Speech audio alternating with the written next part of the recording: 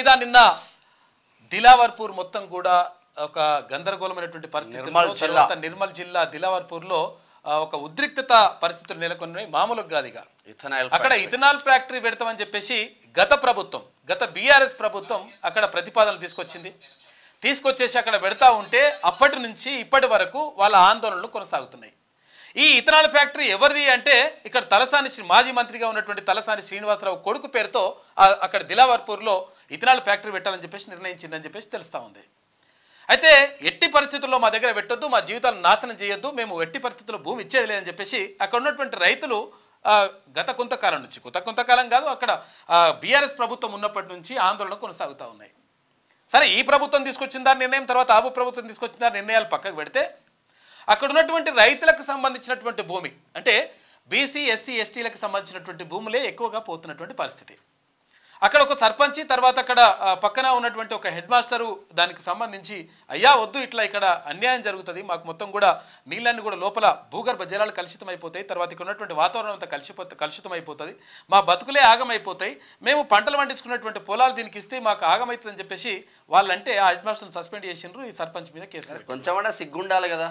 అంటే మొత్తం మీద ఇక్కడ దిలావర్పూర్ అంతా కూడా ఇట్లా జరిగిపోయింది.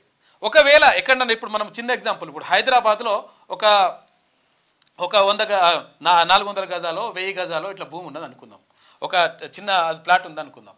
ఆ ప్లాట్కి సంబంధించి ఎవరైనా డెవలప్మెంట్కి తీసుకుంటే ఏం చేస్తారు, డెవలప్మెంట్ తీసుకున్నోనికి సగము 50%, తర్వాత ఆ భూమి ఎవరిదైతే ఉంటుందో భూమి ఓనర్కి 50% ఇస్తారు. 60-40 అట్లా ఇస్తారు, ఒక పర్సెంటేజ్ ఉంటుంది లెక్క. అయితే మరి అది ఇప్పుడు ఒకవేళ ఇప్పుడు ఇక్కడ ఇథనాల్ ఫ్యాక్టరీ పెడతా ఉన్నారు, మరి ఇథనాల్ ఫ్యాక్టరీ పెడితే భూములు ఇచ్చినటువంటి రైతులు ఎవరైతే ఉన్నారో మరి 50% ఇస్తారా? ఇస్తే మరి ప్రాబ్లం ఏం లేదు. మరి అట్లా ఇవ్వకుండా వాళ్ళ దగ్గరనేమో 3 లక్షలకు 4 లక్షలకు 5 లక్షల రూపాయలకేమో భూమి లాక్కొని ఇక వీళ్ళు అంటే నిజంగా ఒకవేళ ఈ ఇథనాల్ ఫ్యాక్టరీ పెట్టేటువంటి ఇథనాల్ ఫ్యాక్టరీనే కాదు, ఎక్కడ ఫ్యాక్టరీలు పెట్టినా, ఎక్కడ ఒకవేళ పారిశ్రామిక వాడలు ఏర్పాటు చేసినా కానీ వాళ్ళకున్నటువంటి 100 ఎకరాల భూమిలో ఎక్కడ కూడా వాడు ఫ్యాక్టరీ పెట్టుకోడు, అసలు డిస్టర్బ్ కూడా కావాలి. ఇప్పుడు ఈ మనిషి గురించి చెప్తలేండి నేను, ఎప్పుడు జరిగినా కానీ వాళ్ళ 100 ఎకరాల భూముల్లో ఎక్కడ కూడా అక్కడ కనీసం వాళ్ళకి ఫ్యాక్టరీ పెట్టుకోవడం కానీ లేకపోతే ఇంకేం కాదు, చిన్న డిస్టర్బ్ కాకుండా వాళ్ళు బరాబర్ ప్లాన్ ప్రకారమే ఉంటారు.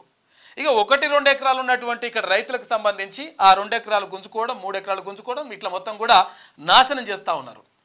ఇప్పుడు గతంలో ఇప్పుడు ఇక్కడ ఏది ల్యాండ్ అక్విజిషన్ చేసిండ్రు, ఏది గచ్చిబౌలి దగ్గర, తర్వాత ఇక్కడ హైటెక్ సిటీ దగ్గర ల్యాండ్ అక్విజిషన్ చేసిండ్రు.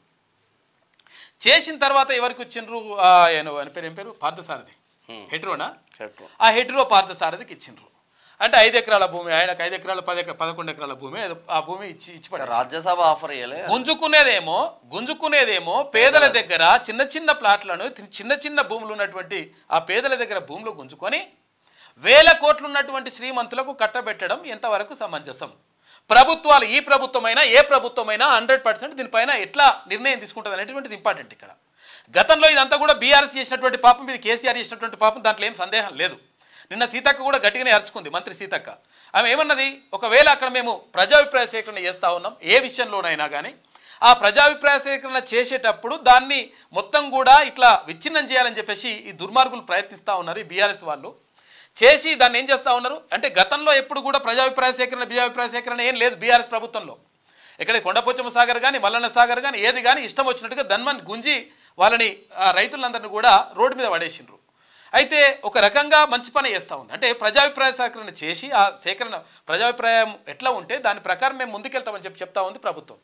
అయితే ఇదంతా పక్కకు పెట్టేసి దాన్ని మొత్తం రాద్ధాంతం చేసి అట్లా ఇదంతా కూడా అంటే చిన్నగా జరుగుతున్నటువంటి చేసిన పాపమేమో వాళ్ళే చేసిండ్రు. ఈ కేటీ రామారావు తర్వాత ఇలా బ్యాచ్ కలిసి అక్కడ తలసాని శ్రీనివాస్ యాదవ్కి సంబంధించినటువంటి ఆయన కొడుకు ఇప్పుడు ఇథనాల్ ఫ్యాక్టరీ అని చెప్పేసి తెలుస్తూ ఉంది. మరి వాళ్ళే చేసి వాళ్ళే వచ్చేసి మరి ఇప్పుడు లొల్లిపెట్టుడు. అయితే ఏది ఏమైనప్పటికీ వాళ్ళు లొల్లిపెట్టినా వీళ్ళు లొల్లిపెట్టినా ఇప్పుడున్నటువంటి ప్రభుత్వమైనా గత ప్రభుత్వమైనా కానీ రైతులకు సంబంధించి బీసీ ఎస్సీ ఎస్టీలకు సంబంధించి కానీ అగ్రవర్ణ పేదలకు కానీ అన్యాయం జరిగితే మాత్రం ఎట్టి పరిస్థితుల్లో కరెక్ట్ కాదు. ఎందుకంటే అక్కడ ఇథనాల్ ఫ్యాక్టరీ పెట్టడం అంటే ఇప్పుడు చాలా అభివృద్ధి చెందినటువంటి దేశాలు ఫ్రాన్స్ కానీ అమెరికా కానీ అక్కడ భూమి చాలా ఎక్కువగా ఉంటుంది, అంటే ఫ్రాన్స్ తక్కువగా ఉంటుంది కానీ అమెరికాకు సంబంధించి లేకపోతే రష్యాకు సంబంధించి పెద్ద దేశాల్లో భూమి వాళ్ళకు చాలా ఎక్కువగా ఉంటుంది, విస్తీర్ణం ఎక్కువగా ఉంటుంది, జనాభా తక్కువగా ఉంటుంది అమెరికాలో. అందుకని ఈ రోబోలు బీబోలతో పని చేయించుకుంటారు వాళ్ళు. అంటే అక్కడ అట్లా పరిస్థితి ఉంటుంది. మన దగ్గర భూమి తక్కువ ఉంటుంది, మనుషులు ఎక్కువ ఉన్నారు. అటువంటి అప్పుడు మనకు భూమి సరిపోదు. అయితే నిజంగా అభివృద్ధి చెందినటువంటి దేశాలు ఏవైతే ఉన్నాయో అక్కడ ఇథనాల్ ఫ్యాక్టరీలు కానీ లేకపోతే ఈ ఫార్మా కంపెనీలు కానీ ఎట్టి పరిస్థితుల్లో పెట్టరు. ఎందుకు పెట్టరు అంటే అక్కడ భూమి లేక కాదు, లేకపోతే వనరులు లేక కాదు, ఏది లేక కాదు. అయితే భవిష్యత్తులో ఈ దేశానికి లేకపోతే ఈ ప్రాంతానికి అన్యాయం జరుగుతుంది. మొత్తం కూడా విషపూరితంగా భూగర్భ జలాలు మారిపోతాయి. దీని ద్వారా వాయు కాలుష్యం ఏర్పడుతుంది. అన్ని రకాలుగా కాలుష్యం ఏర్పడి ఈ ప్రజలు నాశనం అవుతారు. భవిష్యత్తు మొత్తం కూడా అంధకారంలోకి వెళ్ళిపోతుంది, భవిష్యత్తు మొత్తం ప్రమాదంలోకి వెళ్ళిపోతుంది అనే ఉద్దేశంతో అక్కడ అభివృద్ధి చెందినటువంటి దేశాలు ఎవరు కూడా ఈ ఇథనాల్ ఫ్యాక్టరీలు ఫార్మా కంపెనీలు పెట్టనివ్వరు అక్కడ. అందుకని ఇప్పుడు మనము ఇథనాల్ ఫ్యాక్టరీలు ఫార్మా కంపెనీలు పెట్టుకొని ఇక్కడ నుంచి ఎక్స్పోర్ట్ చేయాల్సిన అవసరం ఏమొచ్చింది? ఎక్స్పోర్ట్ చేస్తే మరి రైతుకి ఏమొస్తుంది? ఏం లేదు, జీరో. రైతుది ఇప్పుడు ఒకవేళ ₹1,00,00,000 భూమి ఉంటే దానికి ఆయనకి ₹5,00,000 ₹4,00,000 ఇచ్చేసి చేతులు దులుపుకొని బాగుపడేదేమో ఇక్కడ బడాబాబులు. అంటే పైసలు ఉన్నాడు బాగుపడతా ఉండు, ఇంకా సంపన్నుడు అవుతా ఉండు. ఇక్కడ ఎవరైతే ల్యాండ్ అక్విజిషన్ లో భాగంగా రైతు మాత్రం భూములు ఇచ్చినటువంటి రైతులు మొత్తం కూడా రోడ్డున పడతా ఉన్నారు. ఇప్పుడు చిన్న ఎగ్జాంపుల్ ఇక్కడ ఏది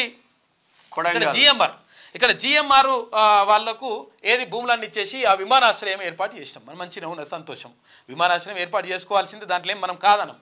కానీ విమానాశ్రయం ఏర్పాటు చేసుకుంటే అక్కడ ఉన్నటువంటి రైతులు మొత్తం కూడా భూమి అంతా కోల్పోయినారు చాలామంది ఆ విమానాశ్రయానికి సంబంధించి. సరే చుట్టుపక్కల వాళ్ళకి పెరిగినాయి, మరి పెరిగిన వాళ్ళకి పెరిగినాయి కదా అంటే మరి పోయినోటి సంగతి ఏంది? కొన్ని వేల ఎకరాలు ఆక్విజిషన్ చేసినారు కదా, చేసినప్పుడు వాళ్ళ భూములు కోల్పోయినరు. అక్కడ ఇప్పుడు భూమి తీసుకున్నటువంటి వాడేమో ఇప్పుడు జిఎంఆర్ వాళ్ళేమో మంచిగా అభివృద్ధి చెందించి మంచిగా ₹1,000 కోట్ల వాళ్ళు సంపాదిస్తారు. ఇక రైతు ఏమో నష్టపోవాలి. అందుకని ఎట్టి పరిస్థితుల్లో ఇటువంటివి తీసుకురాకూడదు. ఒకవేళ మీకు మంచి ప్రజలకు మంచి చేయాలి, లేకపోతే ఉద్యోగిత కల్పించాలి, నిరుద్యోగులకు ఏమైనా మంచి చేయాలనుకుంటే అంటే ఈ కాలుష్యరహితమైనటువంటి ఫ్యాక్టరీలు తర్వాత చాలా ఉంటాయి, చాలా మనం ప్రొడక్టివిటీ తీసుకురావచ్చు. అది కాకుండా ఇథనాల్ ఫ్యాక్టరీలు ఫార్మా కంపెనీలు మేము పెట్టినాం అని గతంలో కేటీ రామారావు అనేది, నేను ఫార్మా కంపెనీ తీసుకొచ్చి జీవితాన్ని నాశనం చేయడం రా నాయన, ఈ రాష్ట్రాన్ని ఇక్కడ ఉన్నటువంటి ప్రజలను ప్రమాదంలో పడేయడం. ఇటువంటి లంగా కథలు పడుకుంటాను మేము తెచ్చినాం అని చెప్పుకుంటే గొప్పలు చెప్పుకుంటే ఎట్టి పరిస్థితుల్లో గత ప్రభుత్వమైన ఈ ప్రభుత్వం ఈ ప్రభుత్వం వెళ్తుంది, తేడా ఏం లేదు. కాబట్టి మంత్రి సీతక్క అయితే క్లియర్గా చెప్పేసింది. ఇంకా దిలావర్పూర్ సంబంధించినటువంటి ప్రజలు ఎట్టి పరిస్థితుల్లో ఆందోళన చెందాల్సిన అవసరం లేదు. ఎట్టి పరిస్థితుల్లో అది వెనక్కి తీసుకుంటున్నటువంటి విషయం కూడా మంత్రులు కూడా చెప్పేసిండ్రు. కాబట్టి ఇది మంచి పరిణామం. కాకపోతే ఏంటంటే గతంలో బీఆర్ఎస్ ప్రభుత్వం తీసుకొచ్చి ఇప్పుడు బీఆర్ఎస్ వాళ్ళే ముందుకు వచ్చేసి ఇక దొంగ అన్నట్టుగా ఇవన్నీ కూడా చేస్తా ఉన్నారు.